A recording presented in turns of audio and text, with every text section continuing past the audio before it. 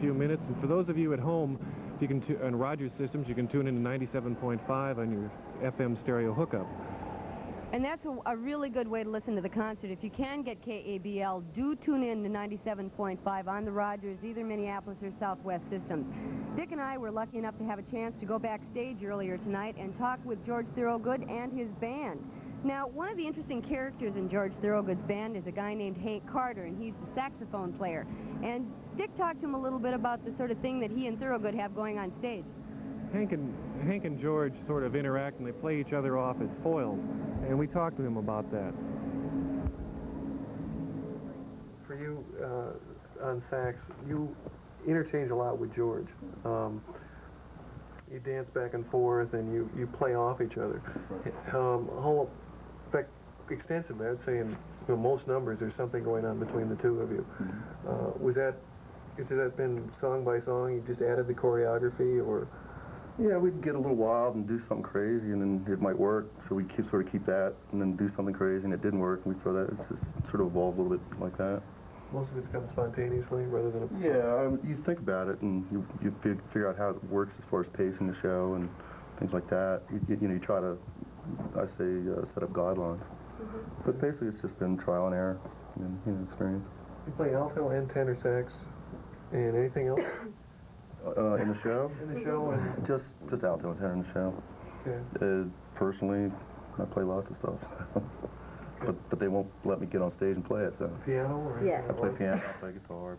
Everything except harmonic and drums. It was kind of interesting to me when we were in Akron, and I had not seen your show before. Was that where you saw us, in Akron?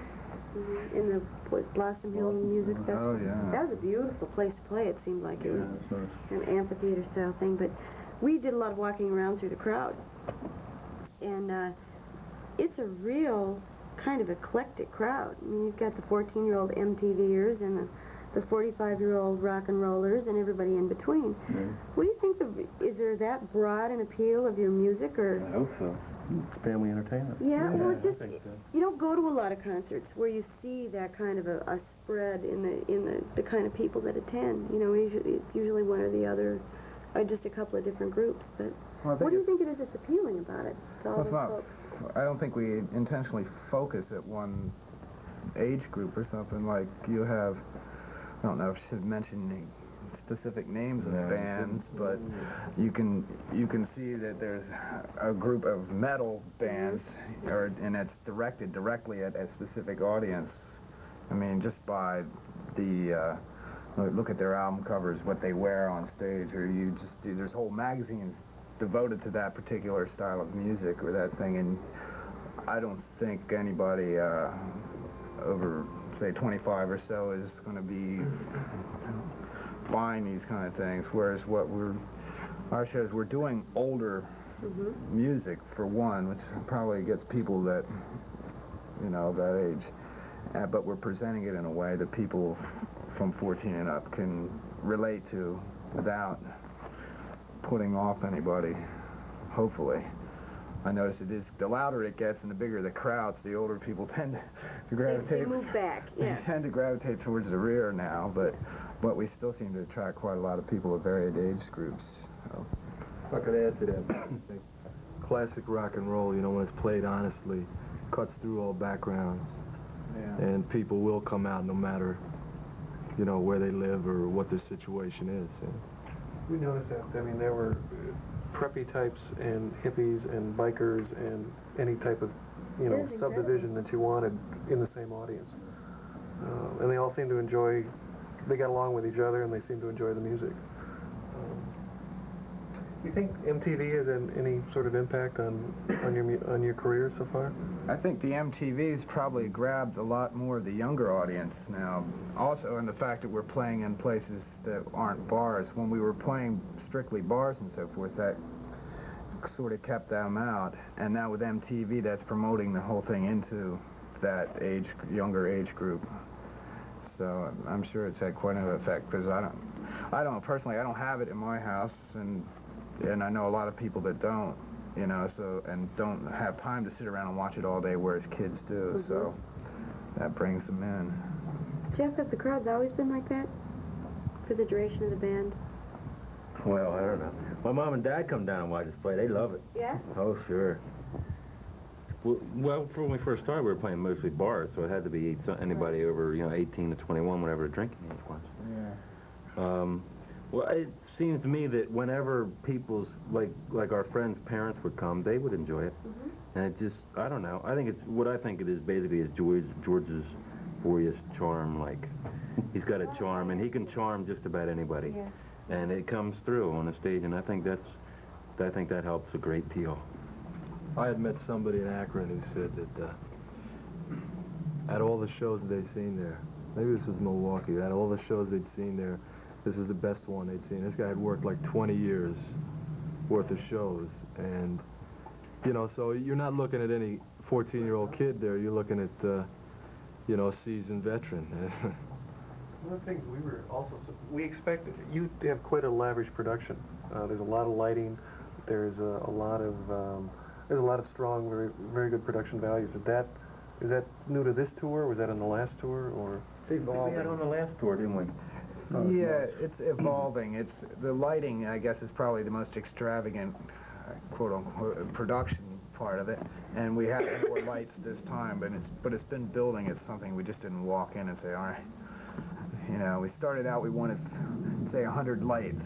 And now, I guess, I don't know how many there are now. It's close to 400. Yeah, but it's something that went tour by tour. It wasn't something that just, boom, overnight, here we are. Would have scared us. Those group decisions to use that sort of production, or has that been, do you each have input as to cues and into, what will go on, what looks good in this song, what looks good in that song?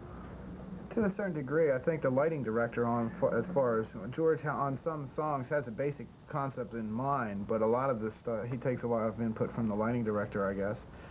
And a lot of this stuff just evolves around what we're doing and where we are on the stage. So there's a little bit, even if it's not verbally communicated by us, it's just something that is evolved. And then working with the lighting director that we have, that's how it ended up like this. From starting with 50 or 100 lights to 400 lights. What is it about George that makes him fun to work with? I mean, when I look at you and you all talk about him, you all kind of smile and sparkle a little bit when you talk about him. He must be fun to work with.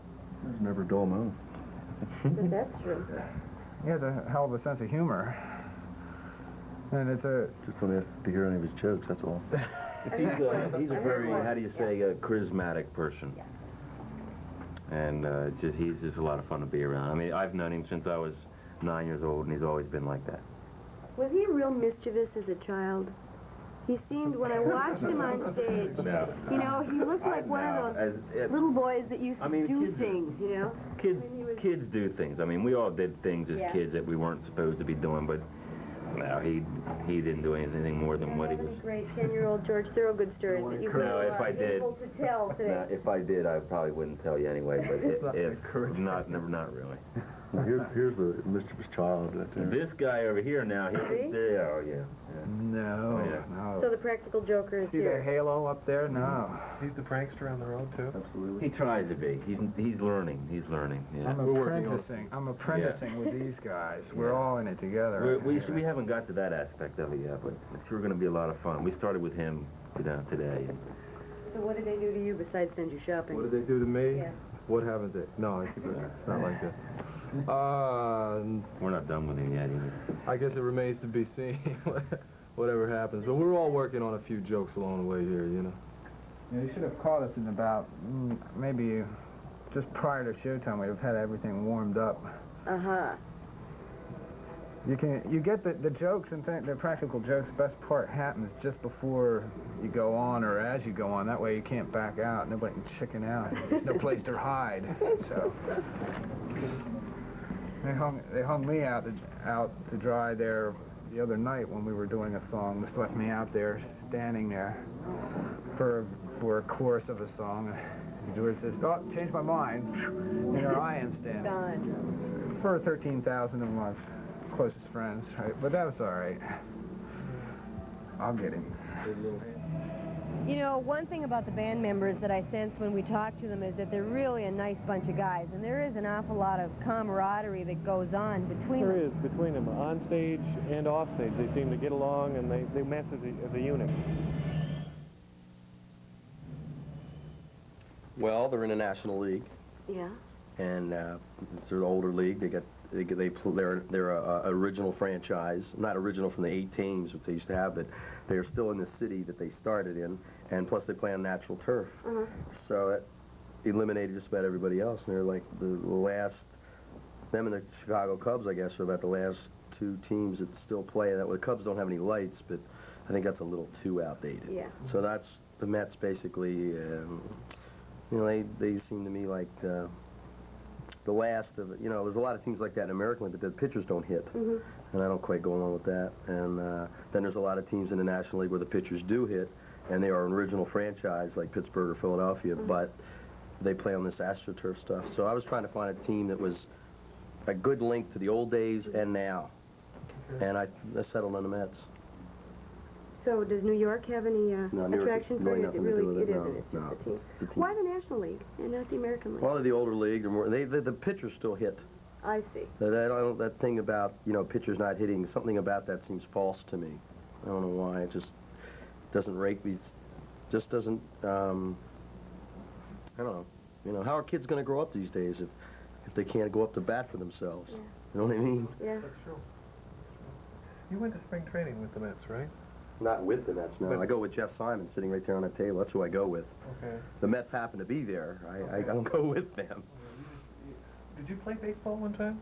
That one time in my life? Oh, yeah. I mean, serious baseball? Like, I've Well, heard... Playing on a couple teams, yeah. Okay. What position did you play? I was I embarrassed myself in the infield.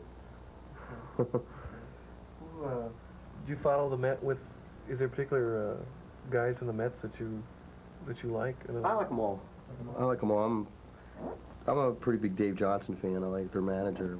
Always been a kind of, in the late 70s, I was always kind of following his career, waiting for him to emerge as a major league manager.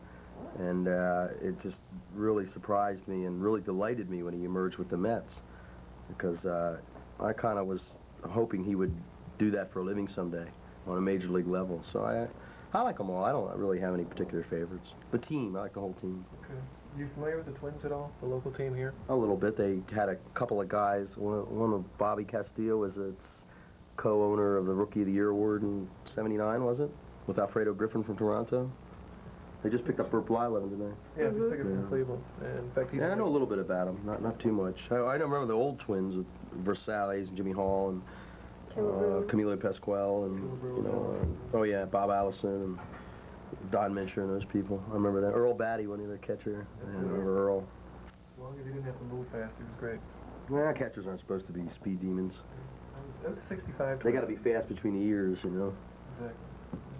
Well, what do you think makes a good fan? I mean, why? What makes a good fan? Yeah, what makes a good fan? I wouldn't know anything about that. It seems like, I don't know, maybe this is a recent phenomena, but maybe it's only a Minnesota phenomena, but if the Twins or the Vikings are doing well, they tend to sell out, and if they're not, they don't. And Well, I'm more or less a fan of the sport first, and a fan of the Mets second. I don't really know what.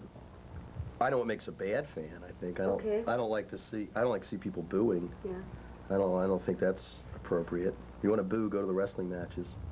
You know. where they expect it. Yeah, Gradiola was telling a story about when Chuck Connors was playing first base one day in Chicago, and this guy was really, really into Chuck Connors, just made his life miserable for 9 innings.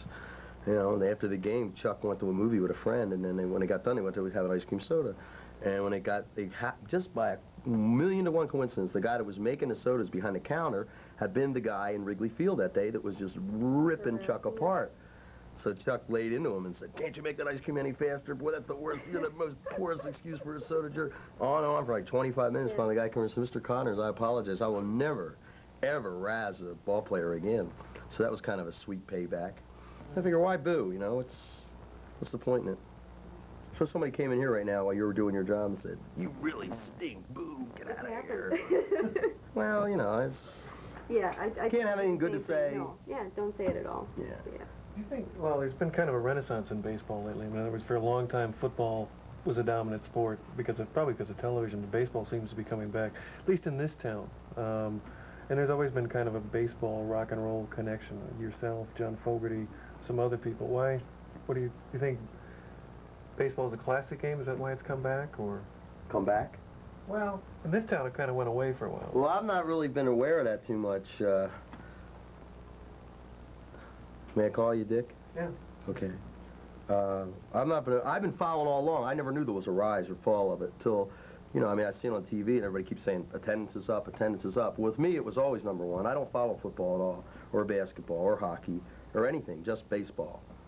Just that. So I'm not really aware of this, you know, new phenomena, as you call it. And as far as the connection between the two, I don't really see any connection at all. Okay.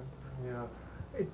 I remember when I was doing other business that there was the people at the time were into football and that sort of thing, and now what'd you see? Blues and baseball I see a connection with. Most rock and roll people I talk to, most of them like football better or something like that. All the blues people I've ever met, all are. If you can hear the William Tell Overture in the background, you know that George Thorogod is about to come on stage. So sit back, enjoy tonight's concert, brought to you by Coke and by Arby's. Have fun. Have a good time.